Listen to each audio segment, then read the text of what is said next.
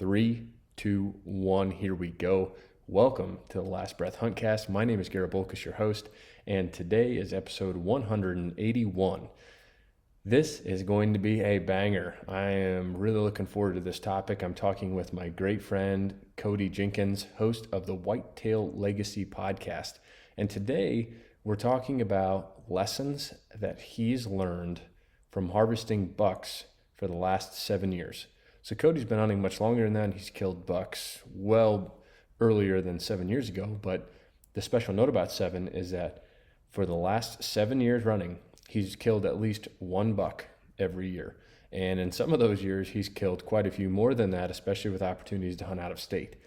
So I'm excited to get him on the Huntcast and talk to him and just hear what he has to say about what he's gathered. Because there's always lessons to be had, but when you try to look at them and say, okay, what have I done to be successful time and time and time again? Well, when you find that commonality and you find that rhythm, that cadence, you begin to understand what it takes to be successful. So Cody's obviously got that figured out, and we're going to talk to him about that. But before we do that, we got to pay the bills. First, I want to start off by thanking Dark Night Outdoors. Jamie and Bill over there at Dark Night Outdoors do a fantastic job with any of your thermal or hunting needs. They actually just helped out in the last coyote tournament that we were in, and they were a big proponent of the Mercer County Pasture Poodle Shootout. So if you are in the market for any of those types of optics, whether it be a thermal scope, a thermal scanner, if you're looking for a new tripod for your gun, some calls, or any accessories, I would give those guys a call. They've got some really big things coming up here over the quote-unquote off season for them this summer. And I'm just telling you, if you get on the phone and you talk to them, or even better, if you go in person and meet them, you'll be widely impressed with their depth of product and just their knowledge and how good of men they are. Next is going to be Badlands Gear. Still working on getting that code. Show season is still among us. I know that Badlands is at another show right now. So one thing you need to understand is that a lot of the companies in the outdoor industry, even though they may seem very pronounced and very prominent, they're really not that big. So it's pretty hard on these companies when they have show season to be able to staff both the office and have coverage for the show. So right now they're a little spread thin. Again, I'm sorry that I don't have that code, but I do think it's coming down the pipeline. We just got to get everybody back in the office and in the rhythm. Next is Moultrie Mobile. Moultrie Mobile launched their new cameras here at the ATA show. If you haven't checked them out, I strongly recommend you do. And if you want to just see what the platform is like, you don't even need to buy a camera to sign up for the Moultrie Mobile app. There is a ton of stuff in there, and I'm finding myself using it more and more to kind of learn, to tag deer, to get better ideas of past history and movements, etc. And so the app really is impressive to me. The cameras are fantastic, but the app is what sets the bar apart. Lastly, we have a new one here, which is the Exodus Outdoor Gear MMT arrows. So these shafts have been on the market now for about a year. I ran them last year, and we actually did a podcast talking about the build quality and what to expect when you purchase these. So if you want to do that, you can Rolodex back and listen to that. But these arrows really are designed to give the best hunting arrow to the average Joe without having to worry about building their arrow and running the spine calculations and trying to figure out their FOC. They do it for you. So you're getting absolute top tier grade arrows that work fantastic for a hunter. That's important. They're designed for hunters. They shoot like darts, but they're designed for hunters. You put in your information, they build it to the specs that they believe will have the best energy transfer, momentum, kinetic energy, downrange to be deadly for you on target. So again, thank you to all the sponsors. I want to thank you guys for listening. Let's get Cody on the phone and get this podcast rolling. Okay, we got the man, the myth, the legend, Cody Jenkins live right now. How are you doing, buddy? Doing good, brother. How are you? Oh, I can't complain. It's a beautiful day. I'm actually kind of jacked up. I drank an energy drink earlier, and I am feeling pretty good. Nice. Yeah, and you got your trip coming up soon, so got a lot of excited stuff going on real quick here. Yeah, I'm having a prime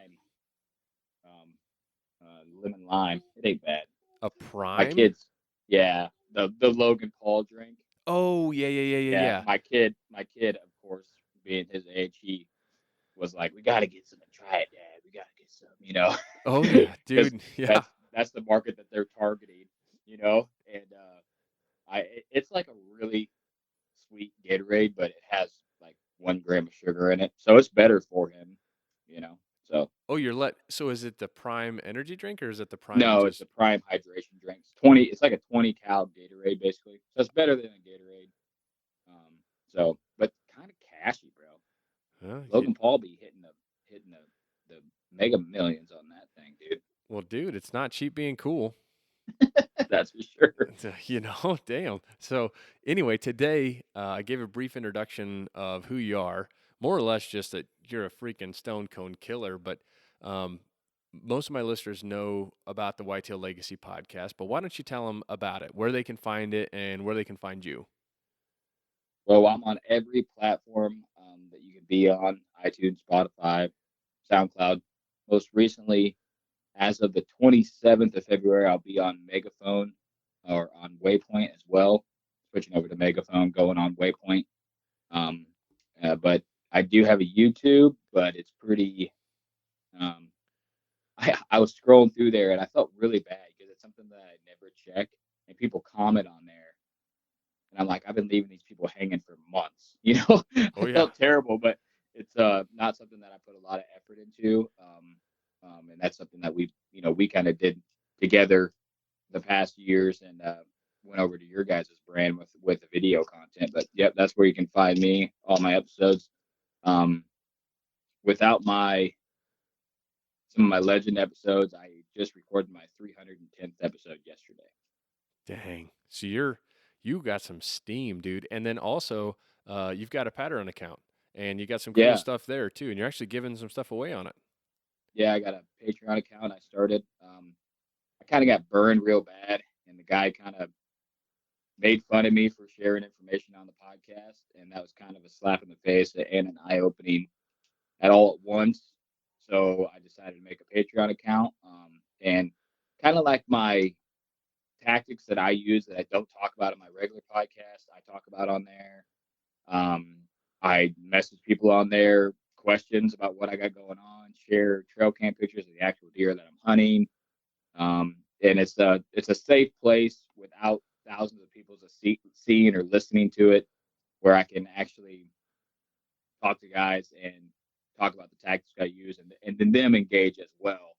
And then yeah, I'm actually going to be giving away the Exodus Rival, their new trail cam, and I'm going to be giving away 3 boxes of jerky from Bag of Jerks as well to 3 different Patreon supporters. So it's a cool thing I started this year. See how it goes. But like I said, it's a really good way to connect with people on a way if they're in that group that they care about you, they care about your show.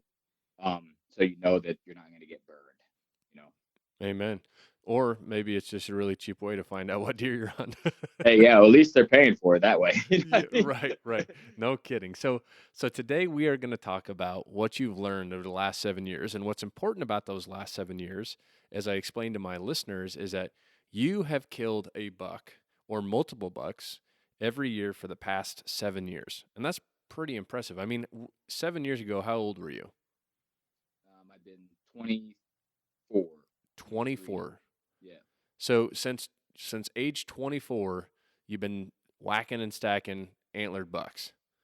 Yeah, and I only had a 1 year gap there where I didn't kill one. Man. So Ooh, I kind of before want to that, I want to start there and find out what happened there. that was the big, the the craziest tracking story I've ever been a part of. But yeah, we can start from there. It was definitely a learning curve year for me. That would have been 2016. So is that where you want to start? Yeah, let's start. All right. Well, 2016. At this point, I don't know if a lot of listeners know or not, but I traveled for work. I was a natural gas pipeliner right out of high school. I traveled all over the place, California, Texas, Nevada, and I lived where I worked. So I'd live in a hotel, live in an apartment for 2 months, or whatever I could find to get by, basically. to keep working. And I 2016, I came to Illinois because there's a big windmill farm that was going up, and it's kind of in between us. It's like right in the middle of where you live and where I live. Sure. So I had the opportunity to work there. Well, my grandpa had lived in Illinois, and he had just been diagnosed with cancer. So they said, hey, he has 3 years left. So I got that. And I was like, okay, I'm going to go to this windmill farm. I'm going to make less money, but I'm going to be able to spend some really quality time with my grandpa, before he gets too sick to do anything. Yep. And he was never a deer hunter, but he enjoyed, you know, going to sports games and duck hunting and stuff like that. We did more of that general stuff, small game hunting. He grew up where Illinois didn't have any deer. Like if you seen a deer, it was a huge thing, and it's crazy that one generation away, that's what it used to be like here. But so I come up here, my grandpa has no ground, and it's 2016 and I am going on public. And I hunted Missouri public, but Missouri public is way different than Illinois public. Missouri public, there's just vast shitloads of public ground that you can screw up a lot of different stuff and still have stuff to hunt. Right. So I come to Illinois thinking, it's going to be the same thing. And I realize, close to me, I'm pretty limited on what I can actually hunt. So I end up going out, scouting a piece of public land, and opening evening on this piece of public, I shot a doe off the ground and drug it out at like 5 PM. And just like I didn't even realize when I was on Missouri public, there's nobody else out there because everybody had private ground. Like hunting public was uncool. People were like, "What are you doing that for?" But when I drug out that doe past all these people that were out there hunting, I was like, "Oh man, I just screwed up. I'm not the only guy out here." Right. Which was a shock to me because you see a truck in the parking lot, you're like, "Oh wow, there's one other guy." But then when I actually went out that evening, there was a lot of people there. So I had to learn about that. But going in on, I hung a stand in an area and went back to hunt that area maybe like 4 or 5 days later. And when I say hung a stand, this is like 2016. So this is like full sticks, full stands, ratchet straps, the whole 9 yards. You go in and the stand was at the bottom of the tree, roll wrapped up, and there was someone else's stand in the tree. And there's a sandwich baggie taped to my stand and said, "My name is blah blah blah. I'm from Minnesota. I've been coming down here to this public land for the last 5-6 years. I've always hunted this tree. I'm only down here for this week. So I took your stand down and I'm hunting this tree. And if you come out here, here's your stand. If you want to hang it back up after the week that I'm gone, I'm cool with it." So I'm like, wow. And the guy gave me his number and I called him and talked to him. And he's like, "Yeah, I'm only going to be there for a week." And at this point, I was cool with it. It was the craziest thing that ever happened because I was like, what in hell? But it was good and bad because it made me move. And I moved. And October evening, I was dating this girl, and she was a huge Halloween fan. It was before I met my wife, and she just loved Halloween. And we're gonna go out. We're gonna do something on Halloween night. And I'm like, well, let me go hunt first. You don't want to miss out on an opportunity. So I go out in my new stand spot. I'm only there because the guy made me move. And I set up and I shoot probably a 125-inch 9-pointer off this public land. And I am absolutely jacked. And looks like I hit him good. I follow the blood. I'm like, oh, yeah, that's dead deer. It was a pretty far shot. It's past 30 yards, I know, because I ranged a tree before him that was 30, and he was beyond that. So I went back to the truck, took all my stuff back, got the deer cart, come back out, and I had kind of became friends with the guy that I'd walk. He's hunting closer, so when I got to him at night, he would get down and walk out with me, and we just kind of talk about how the night went, because he was on the direction right back to the parking lot. So he got to the point where he would just wait for me, and then we would walk out together. And he's like, "Oh, I'll go help you track that deer." So we go back to track this deer. We get on the blood. Blood's okay. I'm like, well, maybe I hit him in the shoulder. And we get to the top of this hill, and it's a big CRP field. It's probably 70 yards. And we lose the blood.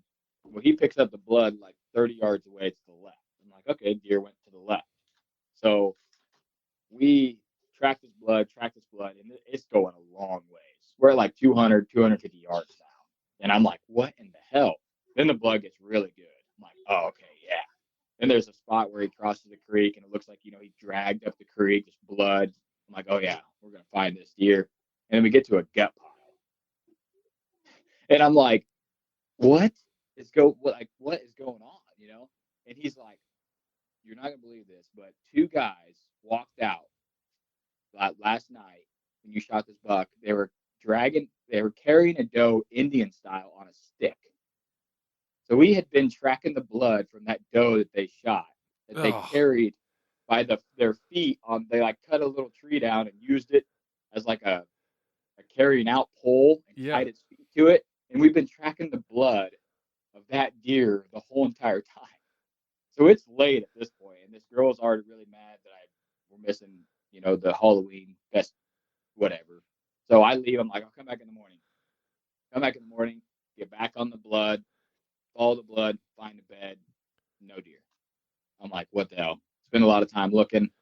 A week later, 2 weeks later, I'm at the parking lot. Here's this guy. He's Swedish, and he's got a real accent. Heavy accent. Yeah. So I'm talking to him, and not like being polite, but not really understand what I got going on. And he's like, man, I found a good buck, man. I found a good buck about 2 weeks ago. He shows me the picture. It's the buck that I shot. And I'm like, oh, well, where'd you find it? And it was in the bed, that last bed that I got to. So he had went out there before me. I had waited, let people hunt the morning, went out there midday and tracked that deer. Well, he'd already found that deer and got it out that morning. Oh. And I'm like, okay, like, can I have the deer? And he's like, well, I already used one of my tags for it. So he had tagged the buck that I had shot the night before, and he took it out. So that was the 2016 me not killing a buck year. And after that, dude, I was devastated that I lost the deer, but I was more pissed off about the whole entire ground area. And then I just spent the whole entire rest of the year trying to find private land because I was like, I cannot deal with this. Every year. Dude, no, I mean, but I have a picture of the 9-pointer. That's the only thing I have of like on his tailgate, like just the head that he cut off, probably after he got it. Yeah, but he said, yeah, I took the whole deer out. I'm like, and then he said his story was, well, I had family here from Sweden and they had never seen a big buck before and had the opportunity to take one out. I'm like, dude, you probably told your family that you shot this buck. Oh, for sure. That's why he put his tag on it. Oh, yeah, I wasted a tag. So he would not give me the deer. He was like, I wasted a tag on it. I'm like, the right thing to do is like, but he had to take my word for it as well. Sure. Because I'm asking him what the deer looked like. He showed me the picture. I'm like, oh, that's the deer I shot. Like, and then I asked him where he found it, and it was like the exact bed that I had walked to that next day. And the deer had only made it like 150 yards. But when he hit that CRP, it was so tall, we took a left and he went straight. Yeah. So, oh, man. Now when I track deer, a lot of times, you seen me out there tracking deer. I'm like, the deer's got it. He's just going to go straight. You just think like straight is where he's going to go. Yep. But if we would have went straight another 25 yards on this year's deer, we'd have found him a lot quicker. Oh yeah.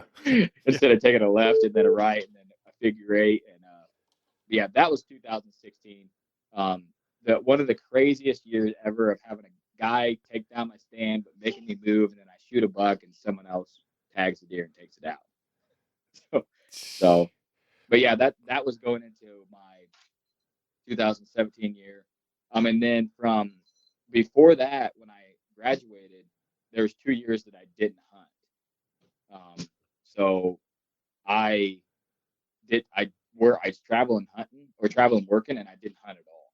Damn. So before that, it was every year in Missouri during rifle season, I'm killing something, dude. If I hadn't killed something in bow season, rifle season, it's on, Oh, yeah. So there's the gap there, 2 years where I worked and traveled, and the year of the public land debacle, and then 2017, which is the start of the 7 years here.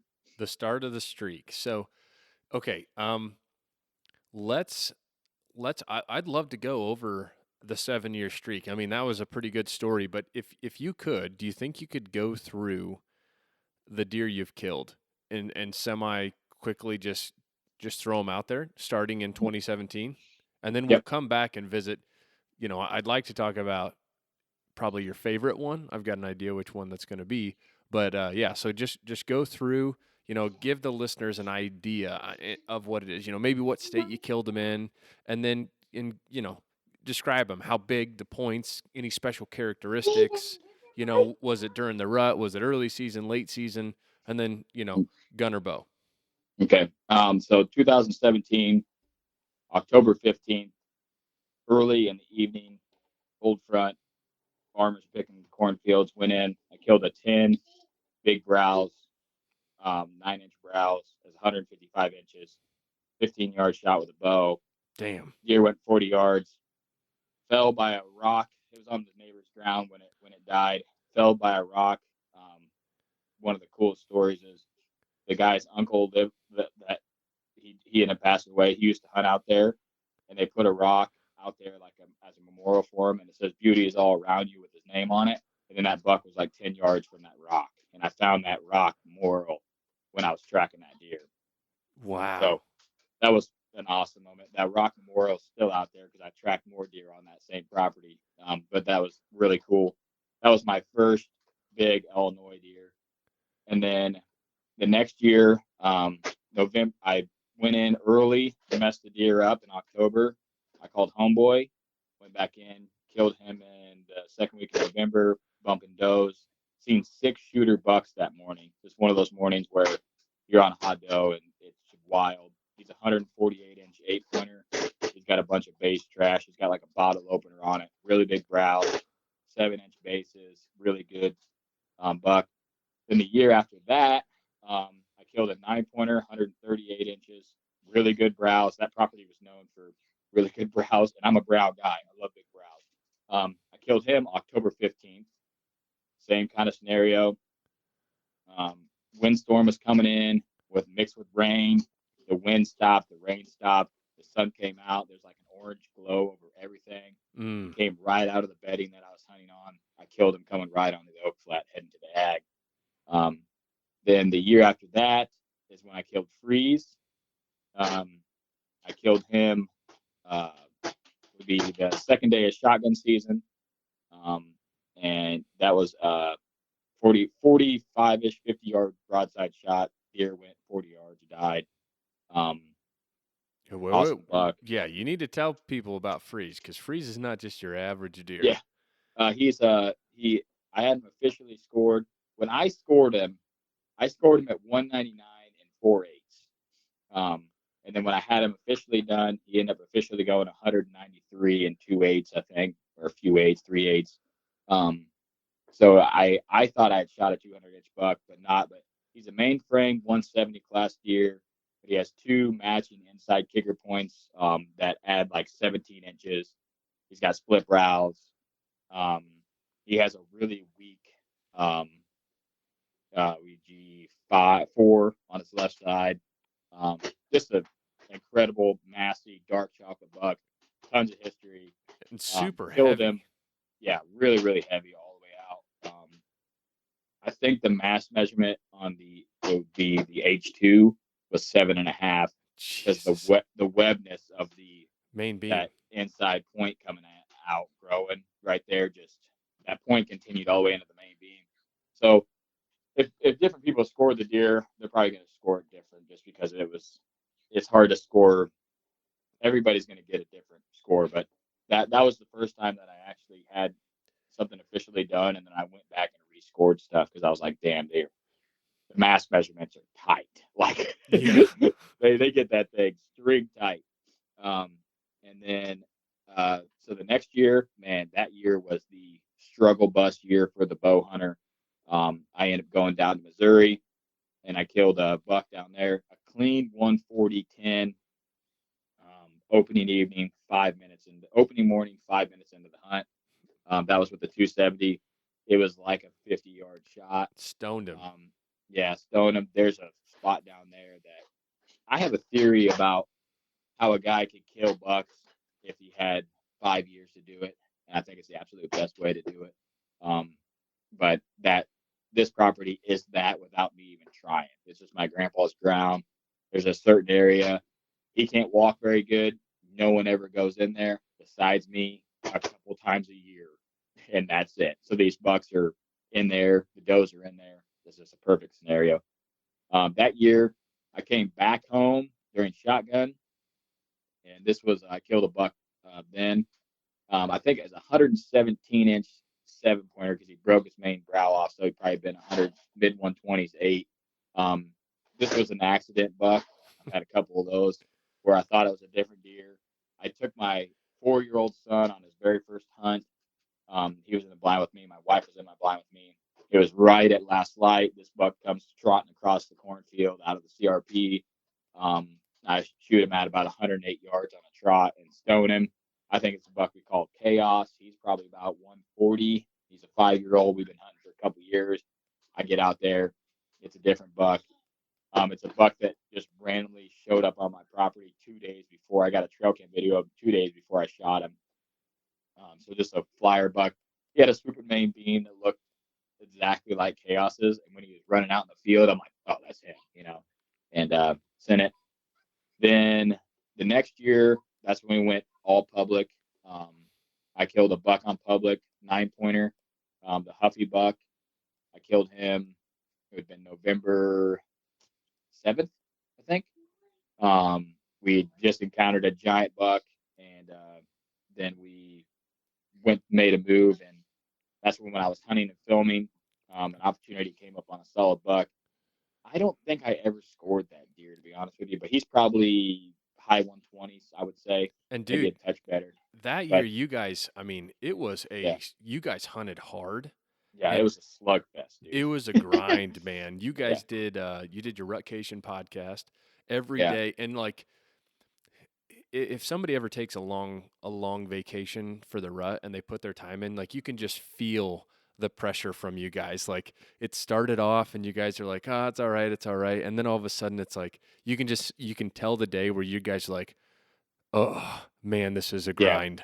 yeah. You hit a wall, man. And we were doing all day sets. We hunted 19 days straight that year, and it was just like everybody's like, it's better than work, and it is. But you got to think about so you work 8 hours, but when you're hunting, it's probably a 12, 13-hour day by the time you wake up, you come home, and then we were recording a podcast, editing and uploading it every single day, and downloading footage to send you guys. Oh yeah. Dude. I mean, we had a lot. We had a lot going on that year. But I killed that buck on public land, and the day after we drug that thing out, holy smokes, that was brutal. And then that goes to 2 years ago. I am notorious for gaining property, losing property, gaining property, losing property. So I gained this property. We put a bunch of work in it, went out there, decided we were going to make some food plots, had a guy come out, do some dozer work, do some brush hogging, make stuff good, solid, where we could. There's something that I was going to be able to manage for like 3-4 years. Um, here comes season. The landowner's gonna sell. So I'm thinking, she's like, you probably have this year, maybe you don't need to take anything stuff down, but if I sell, then you guys are gonna have to leave. So I told homie who I was filming with, first deer with a frame, I'm killing. So a 9-pointer come out, another one of those bucks. In the moment, I had hella ground. I shot that deer and just absolutely smoked him too. Like just dropped it right in there, walked up to him, and I'm like, this is not the same deer that I shot. There's no way. And to my credit, I asked homie about 38 times, is he a shooter? Should I shoot him? Is he like, and he was like, yeah. So I had another guy like jacking me up saying, yeah, he's good. He's good. But yeah, that was private land, 25-yard shot, right off the bed. That was like October 9th. That was early, dude. Yeah. Yeah, Right. it was like 8th or 9th. It was really early. And then that same year, October 27th or 28th, I killed 141-inch 8 off of an 8-acre urban piece. Kevin Gates. Yeah, Kevin Gates coming right in to go downwind of a scrape, threaded the needle through some brush. But we went in, actually hung on that deer. Both these this year were both mobile, go in, hang, and right on these where these deer are bedding and kill them like with hours of daylight left. So I was bucked out that year. The 28th, I went down to Missouri that year. My buddy that I was hunting with, he killed a buck, and about 10 minutes later after that, I killed a buck. That deer was probably 90 inches though. Like I haven't scored it. Not very big. My grandpa goes, there's a 7-pointer down there. If you see him, you got to shoot him. He's like, I've seen him multiple times this year. He's like, he's bigger body than all the other deer. He's just a 7-pointer. And he's still in that, like, where he really thinks you can make an impact with the herd. I think it's that old mentality. If it's his property, he might be able to because he holds deer. Deer don't get killed around him. But lo and behold, the 7-pointer came into like 30 yards. Like, I mean, you've seen the footage. He's just walking right in, perfect lighting, and same thing. I'm like, should I shoot him? Should I shoot him? Yeah. And he had just shot a buck. We were laughing in the stand. I was actually in a double ladder man stand, and I had like my feet up, laying sideways. I'm like, dude, these double ladder man stands are dope. I've been hanging out of a tiny hang on stand for the last 2 years, and all morning I was like, man, if a doe just comes out right there behind that cedar tree, buck racing behind her grunting, that's exactly what happened. Here comes this doe. So I'm like, oh shit, I gotta get up, get ready, So I swing my feet down. Here comes that 7-pointer, just back right behind her, and then he's just trotting right to us, and then turns. I'm like, oh, just give it to me at 30 yards, why don't you? So I got that buck. Like I said, that was a management buck off my grandpa's farm, but I think he would have gotten bigger, to be honest with you. He was way bigger body than the buck that homie killed that year. We laid them right side by side same day, and it was like 2 different specimen of deer. It was crazy. The color was different, the size was different. It was crazy. But and then last year I waited all the way till December 26th to kill. So I did kill that deer in December. We were wondering what, that's so right. It was shortly after Christmas. Yeah. So it says December 26th, though. Yeah, it must have been. It was Christmas break. Yeah. So that's when I did it. So, cold, super cold. Oh, super cold. That buck scored him with 130 and an 8 with the little base trash he had. One of them was an inch, so he's 129-inch mainframe buck, 8-pointer. Hunted all year, missed the giant, encountered a whole bunch of giants, and then waited till my little honey hole plot come into effect and killed that deer. So I don't know how. I think that's 10 or 11 bucks in the last 7 years. It's got to be more than that, because shoot, that one year you killed 3 in itself. Yeah, there was a lot of years there where I killed 1, and then I was holding out for that giant. And then there's a year that I shot and lost the giant. Right. And then the year that I was holding out for freeze, you get 2 buck tags, man, and it's kind of. But my main staple has been public land, private land, Illinois and Missouri private for rifle season. It's just the Missouri guys have some. If you can hold out, you can kill a really good buck in Missouri during rifle season. I would absolutely love to find a lease if anybody's got one out there, northern Missouri, where I could just come down during rifle season and hunt, because it's crazy. I mean, rifle hunting, dude. It's a whole nother game. Like, if you can see them, but my last 2 or 3 kills with a rifle have been sub 50 yards though. Right. But that's just the spot I'm hunting in. It's just off a little corner pinch where the CRP hits the timber, and it's a transition line, and man, it's been the X factor spot, For sure, man. And I don't know. There's a big debate out there, bow versus gun, and the rifle guys bag on the bow hunters, and the bow hunters hate the rifle guys. I'm in the camp that I don't care how I kill them, as long as it's legal.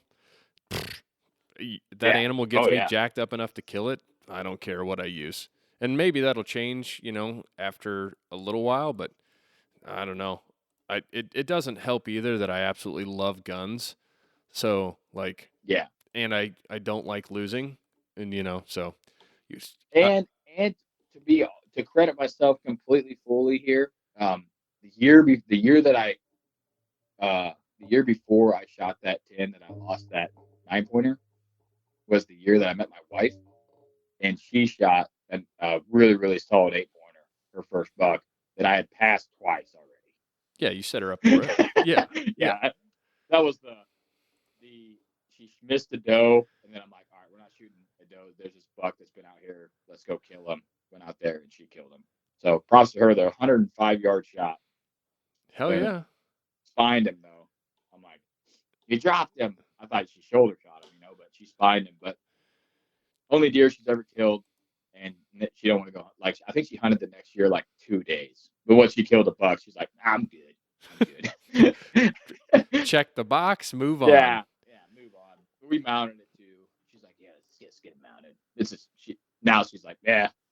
She had started having kids, and that was the main focus. So maybe after the kids get bigger, I could see her wanting to go back out there and have the time to hunt and Oh, for sure. track one down. She's a pretty fair weather hunter though. She don't like to be cold. Dude, that's any girl, man. I mean, Yeah. literally, I mean, you get it, dude. Oh, I Women, hate being cold. I hate being cold too, and like women are just they're so much smaller than us. Like Yeah. no joke, man. There's been twice in the more recent, probably in the last 2 months, where Logan and I both have same shirts, and when she does laundry, like she'll fold them up, and sometimes her shirts will get in my drawer because they look the same, right? And it's crazy how much smaller her clothing is than me. Like I Yeah. tried to put one of them Yeah. on. I'm like, I'm going to rip this. This will not Yeah. fit. I'm not wearing an undershirt today. Like, Yeah. so it's yeah, they get cold super easy. But so getting back into you and your hot streak here. I know this is a big question, but what's the number one lesson you think you've gained from all these harvests, all these bucks that you've killed? I feel like the number one lesson is there isn't a wrong way to kill a buck. Um, there's 1,000 different tactics out there. There's people that only believe in bed hunting. There's people that only believe on hunting food plots on the right wind. There's people that only believe on hunting on the red moon. There's people that only believe on hunting in the rut in a doe bedding area. Like there's just no wrong way to hunt these bucks down and kill them. I've killed them in every month but January, in multiple different states, and there's different strategies for each month, but there isn't a wrong way to do it because deer do deer shit sometimes, and you just gotta be out there. So that's what I would say. Like, there's someone that's struggling to kill, or maybe they're on a streak. Don't get dead set on I have to kill them this way because that's how I killed my last buck. Because all these bucks are different. For sure. So that's what I would say. I think that's an awesome answer. Yeah, the thing that I was going to say is like you the best lesson that you learn from killing a buck is just what you said, it's different. Like I unfortunately social media and just hunting in general really has a lot of clout around killing big bucks.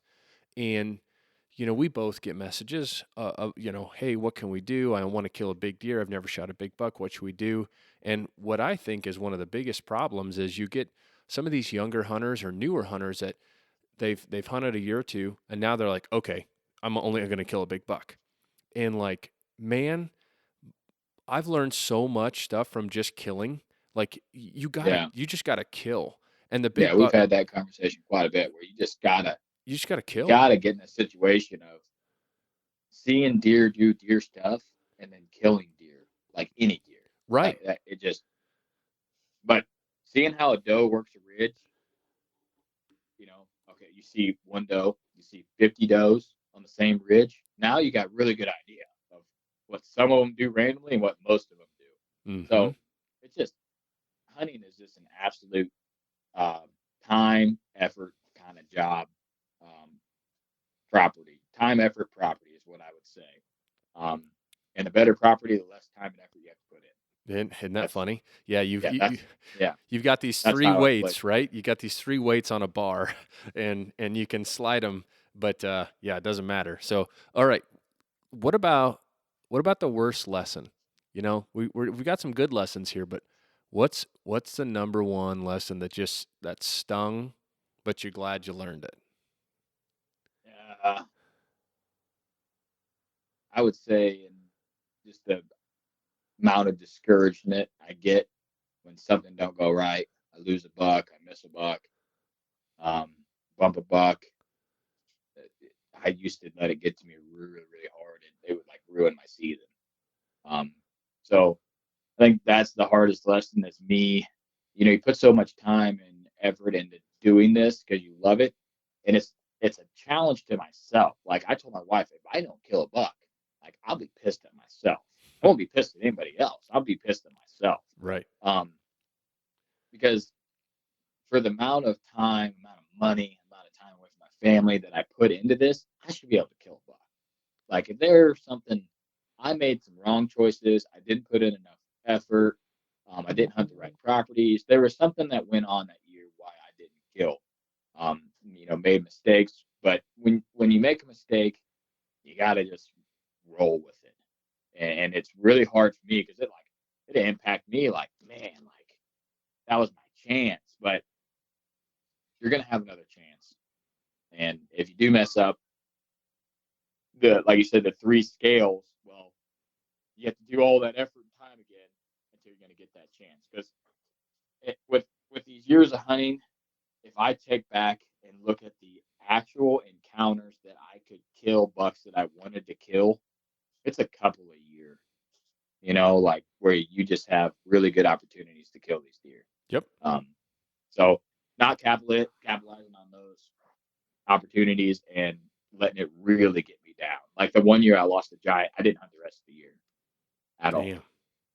So My my lesson is that it doesn't matter. Like that at the end of the day, does it help? Without a doubt. But like knowing that there's always going to be the element of the wild in it. Like you can have the most time in the field with timber prep, food plot prep, scouting, trail cameras, you name it, and you're never guaranteed that opportunity. That was the hardest lesson for me to learn. And that's just, if it's different than like a football game, or if you want to mhm. get better at chess, or if you want, there's a lot of things in life where you can apply effort and you will be yielded a reward. And in Yeah, hunting, yeah, we've talked about this. You're definitely going to get better. You're going to have a better opportunity rate, I believe. But like you gotta understand that you gotta work at it and just you gotta not stop working at it because the deer doesn't care how much time you've put in. You just gotta make sure yeah, you keep grinding. yeah.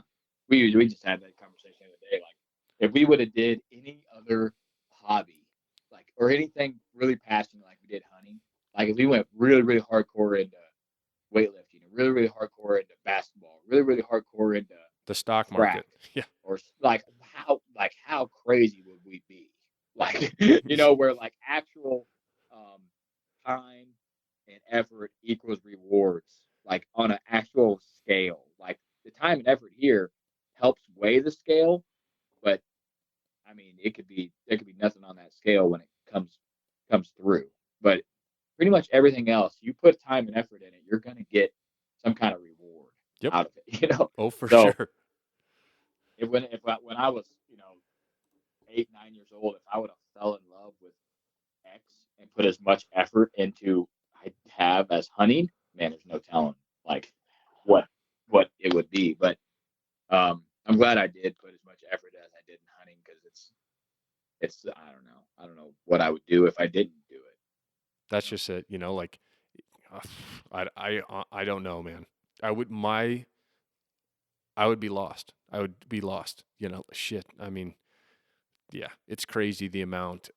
Like what, just how much it consumes our day. Even right now, deer Mhm. season's over. Like Yeah. it just, yeah. Anywho, so let's condense a couple because there's a lot of tips and tactics, right? There's a lot of those, and I've covered specific ones, but like, what are some things that you've kind of really learned if you had like two or three to pick tips and tactics for killing these big deer, harvesting bucks, what would they be?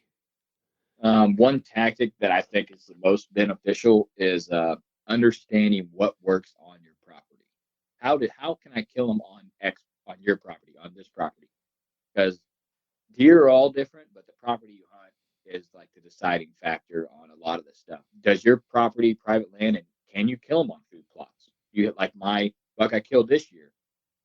Every year I've hunted that thing. The last 3 years I've had a food plot there. There's been a buck on that plot late season that I could go kill. So I know that property, that a tactic I can use there, really, really effective, is a late season food plot. Now, just north of that property, I plant an acre of beans. Never seen a deer on it late season in daylight. That's not a place that I can kill deer late season. They can't use that tactic there because it doesn't work. Isn't that crazy? It's just, yeah, and the public land. I can't go out there and hunt the same spot over and over in a pinch and kill. And I can't do that. There's too many other factors of, well, this guy moved in, it's edging me, so I got to make a move on him. So you got to figure that out. So figuring out how to kill your bucks per property, I think, is a tactic that really nobody ever talks about. They're talking about killing a buck or how to kill the buck, but learn your property. And then once you learn your property, if you're killing them, like, this is the thing that I really hate is someone's been really, really successful in this corner on this property within these dates. And they hear someone talk about bed hunting. Well, I'm going to start bed hunting in October now. And then they go in there and they hunt in October, and then they ruin it for the time that they've been successful the last 5 years. Right. Because they're trying something new. Nothing wrong with that. But don't try something new where you got something that's really good. Like that late season food plot. I don't go in there and hunt that thing when the weather is kind of cold. I go in there and hunt it when it's bad. Yeah. If I went in there and hunted it when it's kind of cold, thinking, well, some other guy killed a buck yesterday, and it was kind of the same weather as today. It's got to be really, really, really shitty for them to use that plot, and I know that in daylight. So I feel like there's nothing wrong with doing something different, but don't do something different to ruin what you already got going on. I think that's such a huge thing to note, man, because like you hit it on the head. Just because it's working for a guy on this property on this deer, is it something to add to your arsenal? For sure. But you're right. Not everybody has the setup or the deer or the other factors that a lot of people preach about. And I think that's something too that isn't said enough. You got to learn how to hunt your property the way that it hunts. That's top tier stuff. Yeah, and if it isn't working, then you try something different. Like, sure. Okay, I got to try something different. But if you killed a buck last year and then you kill a buck this year, kind of doing the same thing, like, there's something to that in that area during that time. Like, I mean, there's like, just like the property where I killed Freeze, there's a corner you could go in the rut and you're going to see a shooter buck if you get in there good. Like, it's just one of those spots. Yep. I didn't hunt it in October. If I went in there in October and hunted it, I would be bumping the deer that were in there and the does that these bucks were on during the rut. So I didn't hunt in October. I hunted other places. Then the rut came, I'm in there. So don't. A lot of people are like, wow, there's a lot of guys killing them in October, and I've never killed a buck in October, so I want to do it. Great. You might be able to do it on your property, but you might also destroy your whole entire property. So right. Figure out what. I mean, I'm not telling you not to do it because it's great to get one down early, but maybe try it on a different piece and then have that backup of like, okay, this is my good rut spot. Let's not ruin it, and to just try to get one earlier in the year. Unless you got the content that's telling you I can kill early, the data. Right. So let's talk about gear. We've talked about gear before on podcasts. You have, I have. We've both talked about it on each other's. But let's talk about some essentials here. Things that you think, man, if I don't have this, I can't kill my bucks. What do you think those are? Most of my deer come from. I got this theory that if I'm going to target a buck and kill him, it takes like 3 years to get on a deer, track him down, and pile the data. So essential gear for me is like in those 3 years, I'm going to be hunting all times of year. So I have to have like really good clothing. Like you got to be something that's comfortable, something that's warm. Um, and then you got to have a bow. Like I shot a bow for a long time because it was cheap. Um, and if you have a bow that you're really comfortable with, that's another gear that you like have to have. So I'd say first off, clothing that makes you comfortable, boots that make you comfortable, because you can spend more time out there. You're not gonna be you're not gonna be sitting home like, man, it's November 3rd, but it's 5 degrees. Like how am I gonna go? You're like, well, I'll just put this on and I'll go. Like you gotta eliminate the excuses. And that's like with mobile hunting, I'd always be like, man, I can't go that far because shit's too heavy. By the time I get there, I'll be too tired. I just eliminated the problem. I just bought the best stuff that I possibly could. And now in my mind, I can't go, I can't make it there. Or I can't do that. Because I can't, if it's on me, it's not on my gear. Right. So whatever your style is, buy the gear that literally the essential gear that makes you not have an excuse to why you can't go hunting or you can't go somewhere or you can't make a move. Because once you have the stuff, then if you can't do it, it's on you. It's not because you didn't spend the money to have whatever. Amen, man. And I think, when you talk about gear that's expensive, first off, if it's a passion for you, then it's justified. But secondly, I think one of the things is you tackle one thing 1 year at a time, right? Like, really good hunting boots, like a pair of Crispies or Kenetrex or Solomons, like they're expensive, right? Maybe buy that this year and then wait to buy the badass stand next year or the good glass for your scope the next year. You don't have to take out a freaking loan to do this, but when you buy quality stuff, what I found out is that it lasts so long. Yeah, that's the same thing with me. I did the same thing. I got notes down on my phone of like things to get done before 2023 deer season, and then things to buy before 2020 deer season. And boots are top of the list. I have decent boots. I have warm boots, I'm going to say, but I don't have like a really good hiking, hunting earlier November, mid-November, October boot. Mm-hmm. I'm going to solve that problem. That's just one less thing that I got to say, well, my feet are going to hurt. Or, if I had better shoes, I could hike further. Well, if you have the shoes, then you can't say if I had better shoes. Yeah, you can't. The only thing you can say is I'm being a puss right now. Like that's what you can say. Yeah.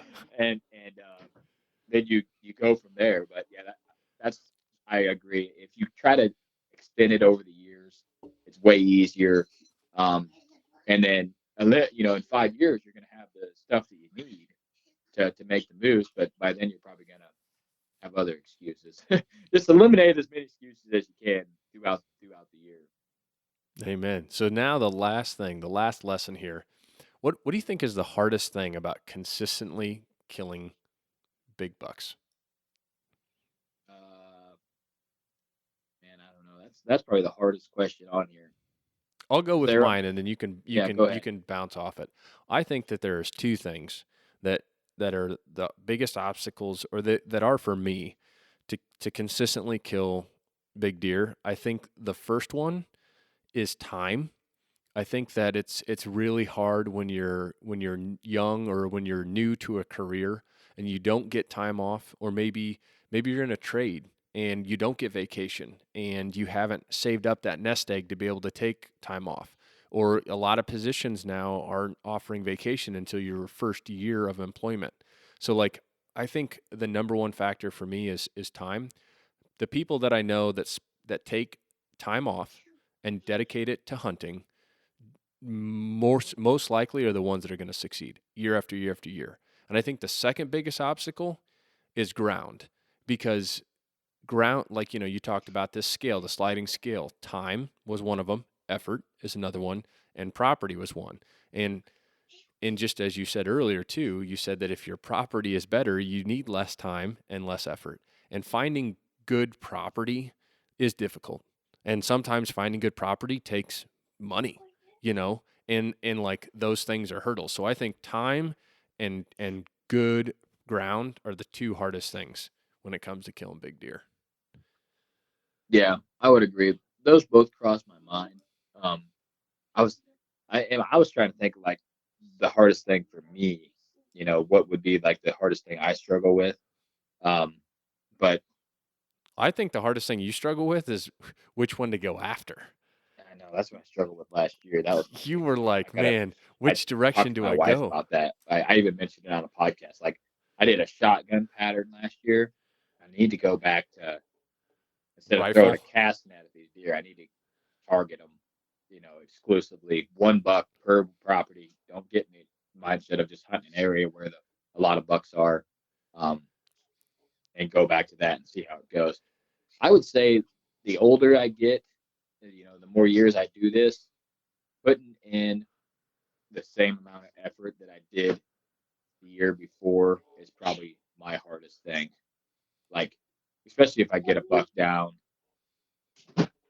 having that drive to kill the second buck, it's there. But man, once you get a buck down, it's like a whole nother game, Right. you know? Oh, yeah. So I would think consistently killing, a couple big bucks, you got to really, really want it, man.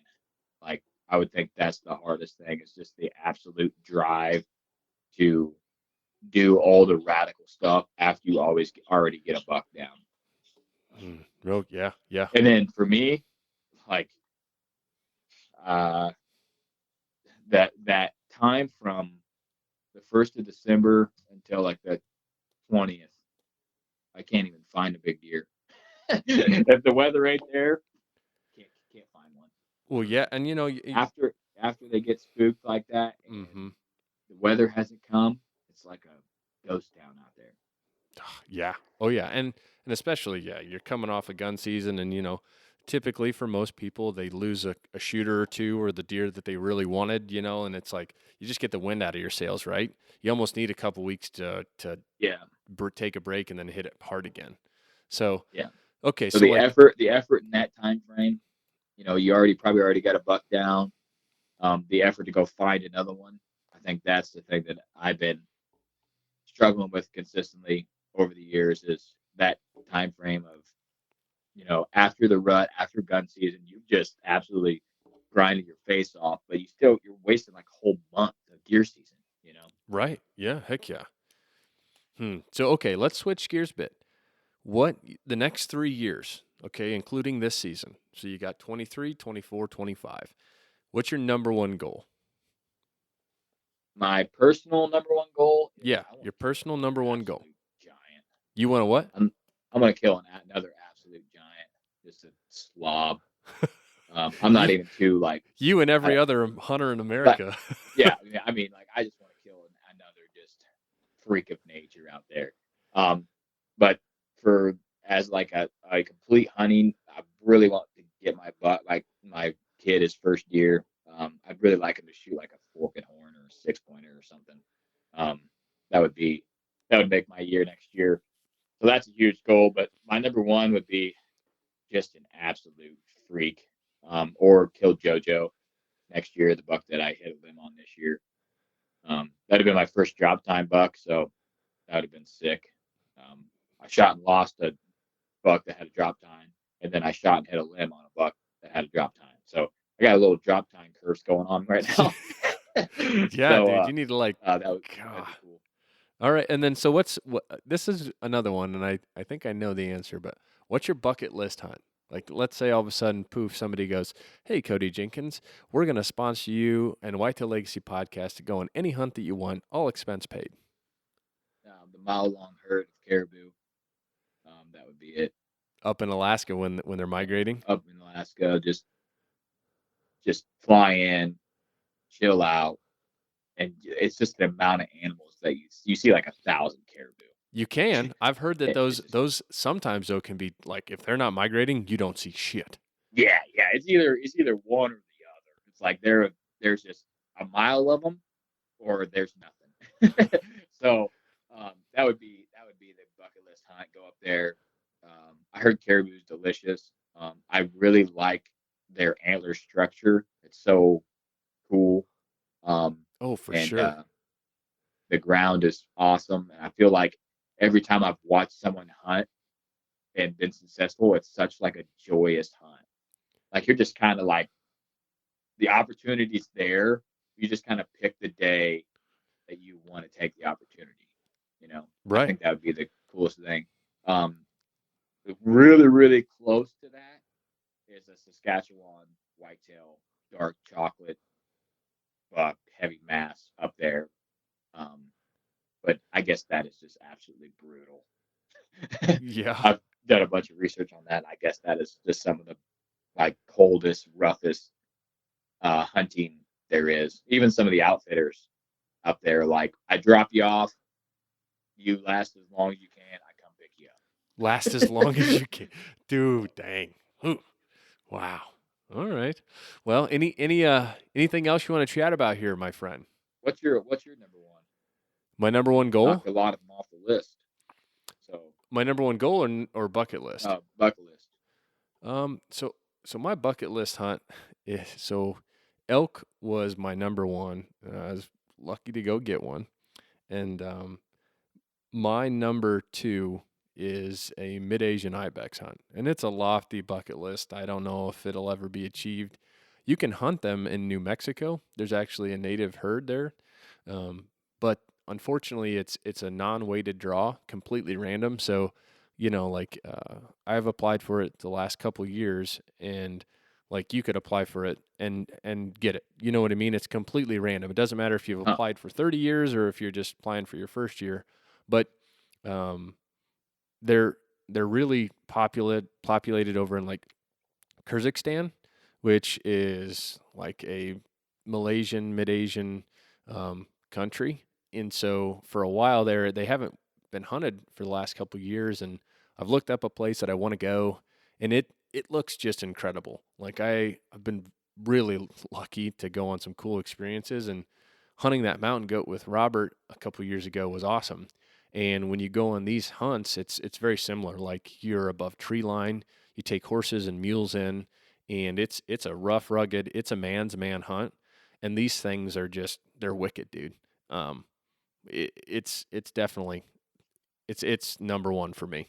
It just be Nice. the animal itself is cool, but just like saying, okay, I flew across the Atlantic Ocean, landed in this third world country, and we took some beater banger car to the edge of a mountain, paid some locals to use their horse. You know what I mean? It'd be like some Jim Shockey crap. Yeah. And Yeah, it's that'd be like, some radical stuff. Be an yeah, incredible story. Be like one of those stories where like, I'm not sure if this is true or not. Like no shit, the dude. third sentence in, you're like, okay, this might not be true, but it's gonna be good. Yeah. I just keep going back. When I was hunting elk in Idaho, there's this guy there by the name of Paul, and he was definitely very well off and super successful. But like we didn't have showers, running water, nothing. And so like we'd be pretty tired when he came back, and we'd eat. And then this Paul guy, like every night, I'm so glad he shared our tent. I'd be like, tell us stories, and he'd gone all over, and like I just hope one day that I'll have like a Rolodex of stories, because don't get me wrong, like your whitetail stories, they're awesome. I could sit here and listen to you talk about all the deer you've killed. But like it's just different when you're like, "Oh yeah, I went like you said caribou hunting, and me and my two buddies went out there, and like we flew in and he actually shot a wolf, or like yeah, Yeah. we went to Idaho, or we went out here or XYZ." Like that stuff is just I don't know, it's kind of There's an like adventure along with the hunt yeah. that whether the hunt is successful or not successful, there's this grand adventure that's tied into the process of it. Unlike whitetail, where a lot of it's out your back door, still an adventure, but by far not the same.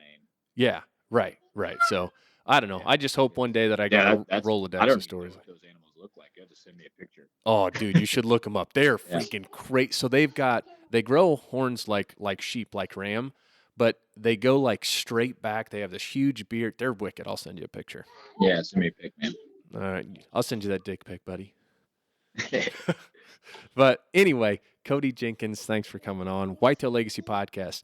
I've talked about them before. If you haven't followed them, if you haven't just downloaded the hell out of their podcast, you need to. And make sure that if you're on the YouTube, social media, if you're on any of the podcast platforms, smash that like button. It sounds like you're getting attacked by kids. Perfect time to Yeah, shut this yeah, down. they're upstairs now. Well, Cody, as always, thank you very much, man. I'll talk to you later. All right. All right, thanks, brother. See ya. Yeah, bye. There it is. The man that just keeps on stacking up deer. And I'm telling you guys, if you want a quality podcast, Cody does a great job. He's got several different series. He's got the Legend of the Woods. He does his Rutcation line. Back to the Basics series is one of the ones he just did. So if you're hungry for some more outdoor content, Whitetail Legacy Podcast is where I would go. But other than that, again, thank you. We've got some pretty cool ones coming up on the string. Some land management ones and shed hunting tactics are in line. And I actually have a guest that's going to be, if you're in tune to like maybe looking at buying ground or leasing ground, this company that I'm interviewing that's actually in line to be released is pretty interesting. So as always, appreciate you listening. Thank you for being here. Don't waste it.